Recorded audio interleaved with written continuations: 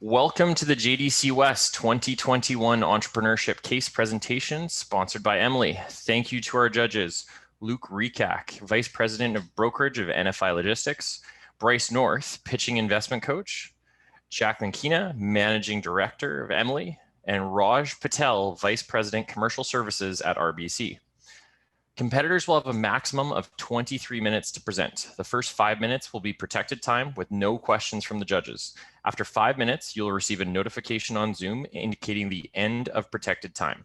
The next 15 minutes, judges are free to ask questions during the presentations. Judges will ask their questions using the raised hand function on Zoom.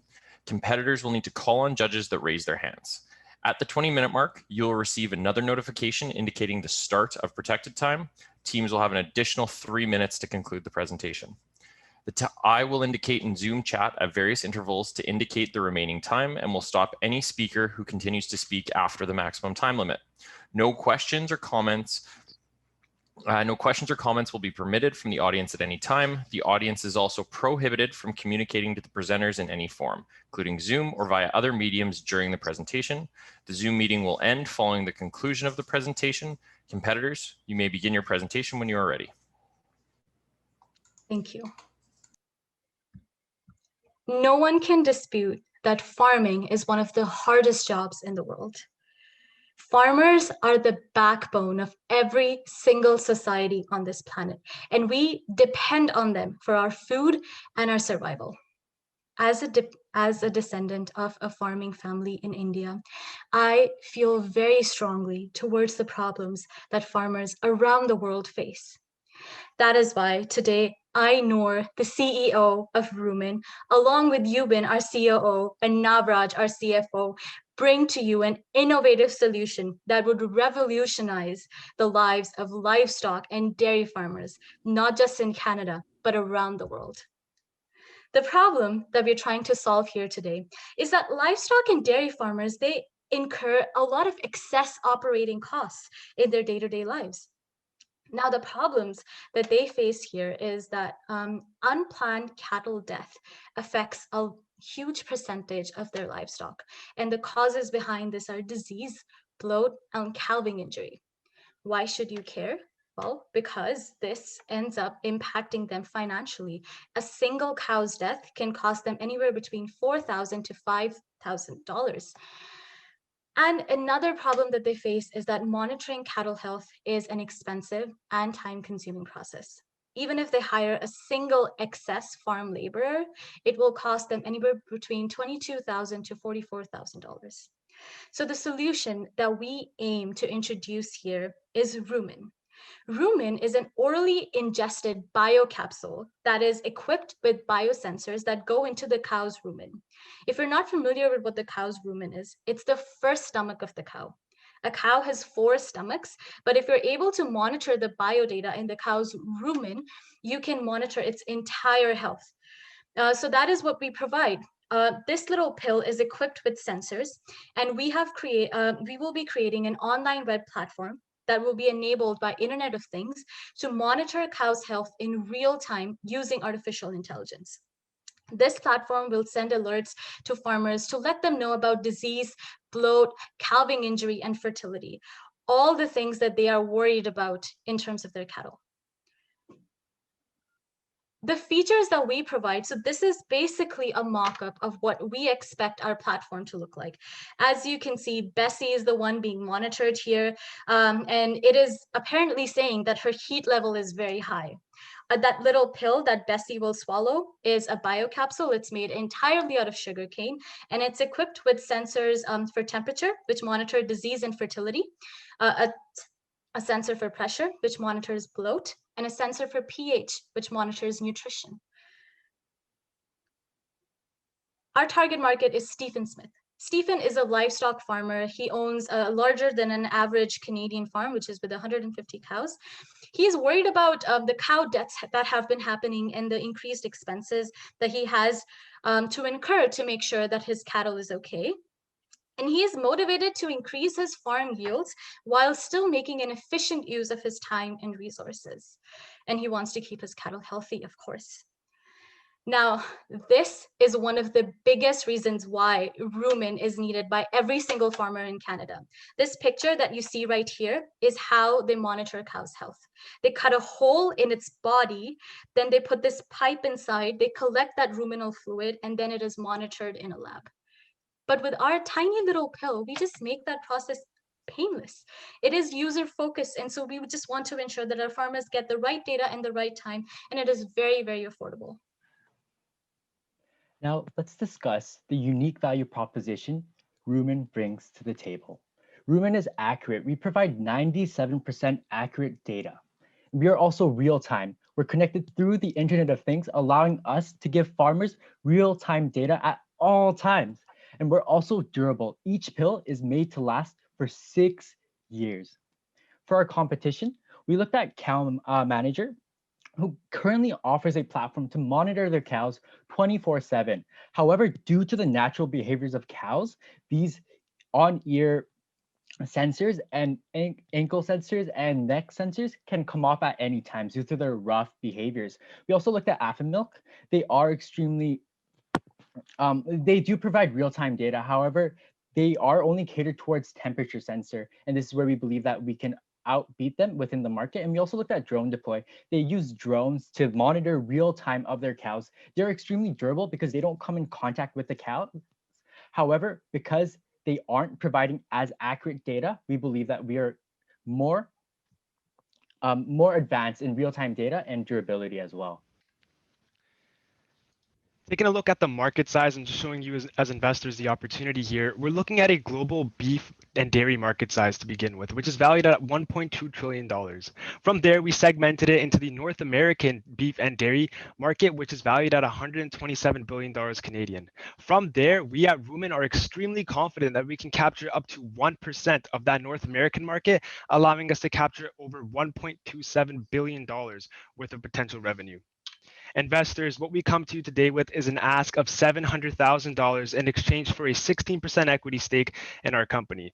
We'll get you a nice ROI of 5x after 5 years, and we'll also exit you out through a liquidity event, whether that's through a merger and acquisition or through an IPO. And just to highlight, oh, we see I have a question here. Yeah, I just have a question. Can the technology be readily pivoted? As you may know, Manitoba is a kind of a pork producer's capital for Canada. Can that technology be readily introduced into the pork industry as well? Right now, what we're really focusing on is the rumen, and because pigs don't have as big of rumens as cows, we are currently trying to figure out the best method to use it. We can promise you that we will be able to use this in chickens. However, there are no there's no solid evidence that it can't be used in pork. So we would love to work with you investors to come up with a solution for the pork industry as well. Yes. If there's no further questions at this moment, I'd love to jump into the business model and the finances to highlight this incredibly lucrative investment opportunity for you as investors. I just want to quickly touch upon our business model and show you exactly how we're going to be able to monetize this as well as price our product. To begin with, we have the Rumen 100 pill container size. So what it's happening is that we're selling these 100 pill containers at $250 a pop, and we're actually going to be selling them directly to farmers. They're a biocapsule, again, laden with sensors that provide all this real-time data, and we're all going to be selling it to them for $250 a container, a drop in the bucket for a lot of farmers in terms of pricing. However, our real profit puppy is going to be our subscription analytics program. It's going to allow us to monetize per cow per a month basis, meaning that when a farmer has 100 cows, we're charging him $1.25 per cow per a month in order to generate that really substantial subscription revenue, which I'll also highlight in our revenue income statement to really reflect that for you as investors. And just a key metric here, we're looking at first year revenues of $1.6 million. Just to look at our revenue build up really quickly, I like to start off with our first year of sales, which is 2022. We're going to be able to sell to 25 beef farms in our first year. We plan to expand into dairy farms into our second year. Again, priced at $250. We're selling 50 containers to each farm with an assumption that each farm would purchase on average 2 of these containers, and that's only $12,000 in capsule revenue. However, again, our profit puppy is our subscription service, so we're going to be able to onboard at least 100,000 cows from these 25 25 farms, and we're going to be able to generate over $1.6 million in additional subscription revenue. And that's actually reflected year over year as we continue to increase the volume of farms that we reach out to, and again, increase the volume of cows we're servicing on our database. I see that Bryce has a question. What's your break even for hardware, and then what's your break even once you introduce software subscriptions? Yeah, that's a great question. So our actual break even in terms of our income statement here, we're looking to break even at $2 million, 2.6 actually in 2024. The reason we're able to break even so quickly is that we're able to really revolutionize a product in terms of investing heavily into R&D, and as well as scaling in terms of our innovative business model. As you can see, we again charge based on a per cow subscription. So the more cows we get on our platform, the more money we're able to generate. Luke, we can answer your question as well. Yeah, I'm just curious around the subscription pricing strategy. When I look at the loss of a cow being approximately on the low end, $4,000, and you're only charging effectively $1 a month, is there a greater opportunity here where, hey, let's do 20 times that number and it's $20 a month per cow? Why the $1? I'm just curious. I'm so glad you asked that question.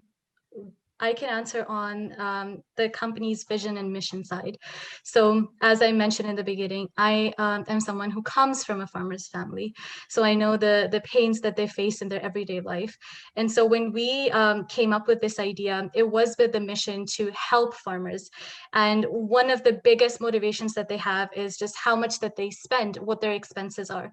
So with the model that we have chosen, and with the expansion plan that we have in place, we do believe that we will be able to more than recover the investment that you investors would make. But at the same time, we'd be able to provide a quality service to our clients at an affordable price. So that was the mission and vision part of it. I think Navraj can add to the financial system as well. Absolutely. The reason we picked $1.25 per cow is basically we wanted to look at it over a per month basis and how much it would cost. If we just charge them a flat fee, regardless of how many cows they would have, it wouldn't allow us to capture as much revenue as we potentially can. With this innovative business model, we're able to not only price per cow, but we're able to capture as much revenue as possible, and then also mitigating any money that's left on the table. So the reason why we chose $1.25 was just because we wanted to look at an average price that farmers would reasonably like to pay, as well as the average amount of cows a farm has in terms of scaling, as well as in terms of the overall cattle inventory as well. There's another question on the board. I was just curious, like this type of, seems like a phenomenal idea, but there'd be a significant amount of veterinary expertise that would be required to kind of model all this. Can you just guide me a little bit about how you'd either bring that in, or if you guys have that expertise, or? Absolutely. That's a great question. We're actually partnering up with a lot of different academic universities. I'll actually highlight that in my cash flow statement where we talk about our grants in a bit. But with our R&D, with our wages specifically, we're bringing on technical staff. We're bringing on veterinarian medicine specialists. We're bringing on software engineers that are really good with the software implementation program. That's going to be a core part of our strategy here. Getting all of these core components together and getting this technical operational staff, making sure that it's running smoothly is important. So we've actually adjusted and actually accounted for that throughout our income statement as well as our wages build up.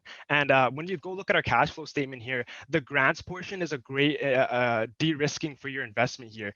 This means that and just to touch upon what the grants are, ARD and CRD allows us to capture and partner with different universities and academic institutions and get that internal research that they're working on in order to subsidize our R&D development through the government. So we're able to get as many bright minds working on this product with us, and getting these academic institutions is a core part of our strategy here.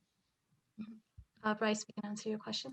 Yeah, I don't see anywhere for software development. Can you guys walk over that? Absolutely. Software development is actually bundled into our research and development costs. Our research and development costs are a holistic cost. It's covered with technical staff wages, covered with R&D and other operative expenses, as well as software. So the software development is bundled into our R&D costs, and it's quite substantial simply because we need to make sure that we're developing the app. We're making sure that our AI and machine learning algorithms are up to par and they're working perfectly good.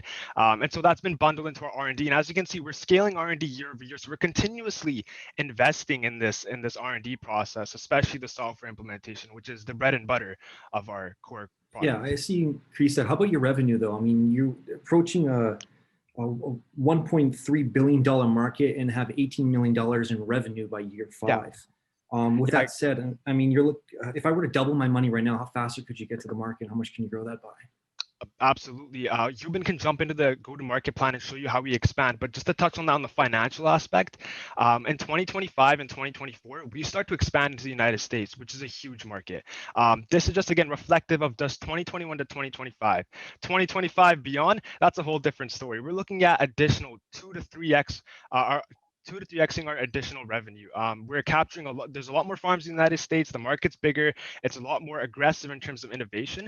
And we know that once we start expanding in 2024 and 2025 and beyond, we're going to be able to scale and increase our revenue tenfold.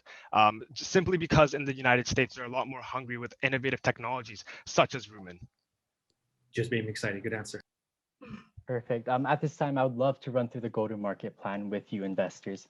So we have broken up our go-to-market plan into 3 essential stages: the pre-launch stage, the launch stage, and the growth stage. During our pre-launch stage, we will be rapid prototyping, creating different iterations of our actual product to see if we really are solving the key pain points of farmers. We're going to be receiving feedback directly from them, from our internal community itself, in order to ensure that our product solves the actual problems faced by farmers today in Canada.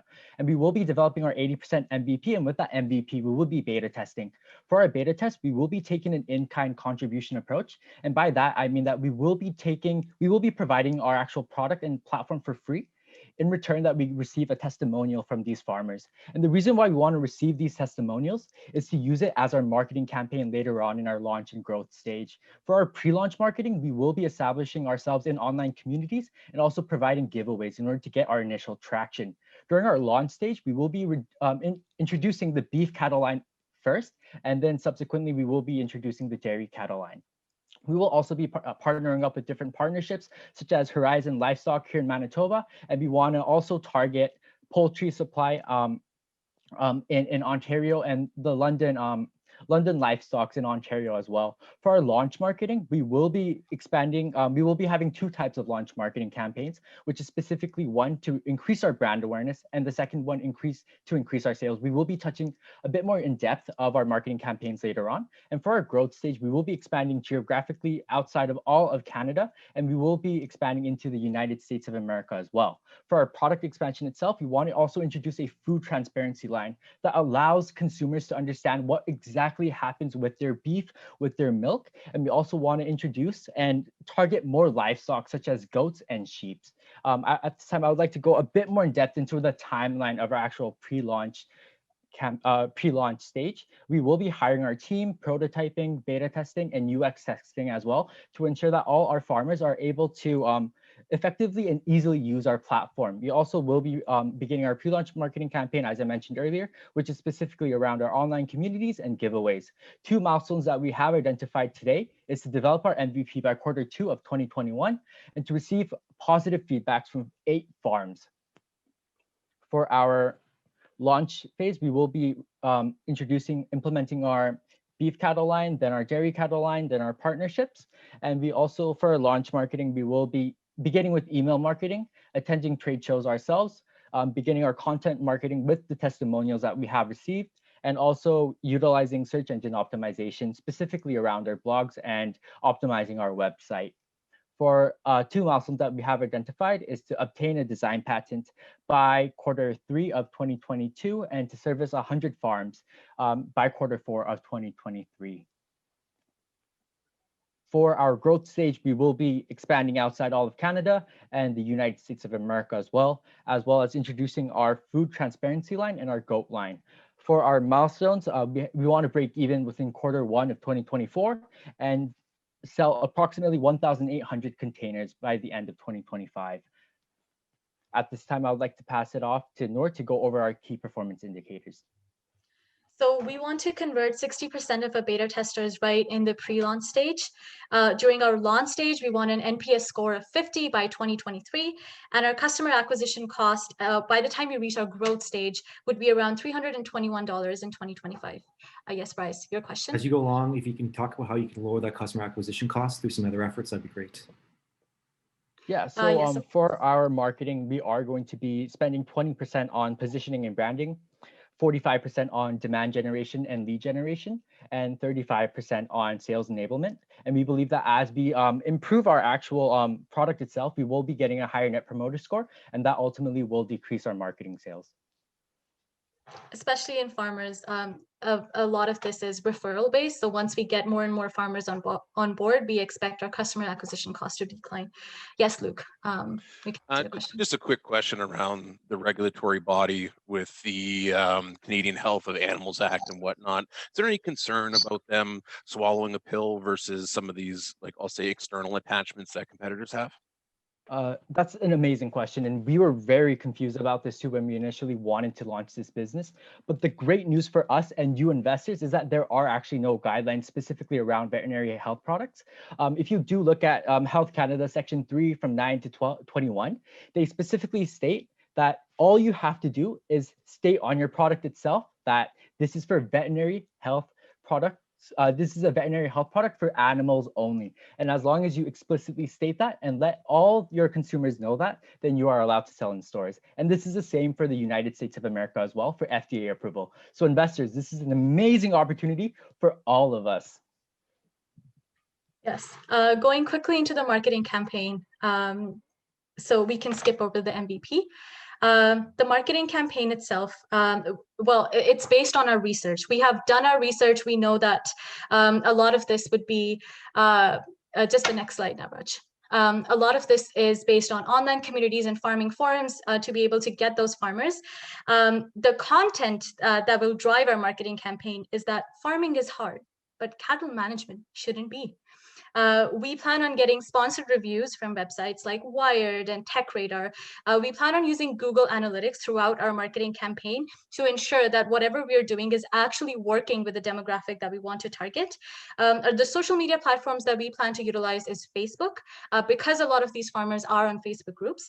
And we plan on using LinkedIn Sales Navigator to get those leads and the core of our company, again, to keep our customer first and to manage and maintain those relationships with our farmers. As investors, you have identified important risks. And this is exactly why we would love to have each and every one of you on our team as not only our investors, but our mentors as well. We have identified a few risks and mitigations on our end as well. The first one being a reputational risk. We see that there may be challenges to convince farms to purchase rumen. And in order to mitigate this risk, we will be leveraging our personal connections, lowering our price, and developing our product with our target market to ensure that we are solving key pain points. Another risk that we have seen is a strategic risk, and it's our competitors lowering their price offering. In order to mitigate this risk, we will begin by local marketing here in Manitoba itself and aiming for a net promoter score of 50. And the last risk we see is a financial risk, and it's the risk that our costs may exceed our forecasted budget. In order to mitigate this risk, we will be receiving contingency funds and government grants as well in order to ensure our financial stability. Investors, I want you to take a moment with me and just take a deep breath and tell me what you smell, because I smell opportunity. An opportunity not to only invest in just us as a team, but to invest in a remarkable product that has proven that has immense value to our customers. Investing in our go-to-market strategy and implementation that tells you exactly how we get our first customers, how we grow, and how we expand into new markets. And not to toot my own horn here, but you're investing in our financials, clean and healthy projections that get you that sweet 5x at the end of 5 years. Investors, the age of innovation is upon us, and we here at Rumen want to be at the forefront of that innovative change, right here in our beautiful country of Canada and around the world. Our mission and vision is to empower the farmer, not just in Canada, but everywhere around the world. Today, we have come to you with a product, with a service that will revolutionize the world of farming. And we request you to become a part of this journey and become a part of the Rumen family. Thank you so much for watching our presentation. Thank you very much. That ends this presentation. Thank you to the judges and competitors. Competitors, you may now exit the Zoom. Thank you, everyone. Have a wonderful day. Thank you Good for your job. time. Nice to meet you all.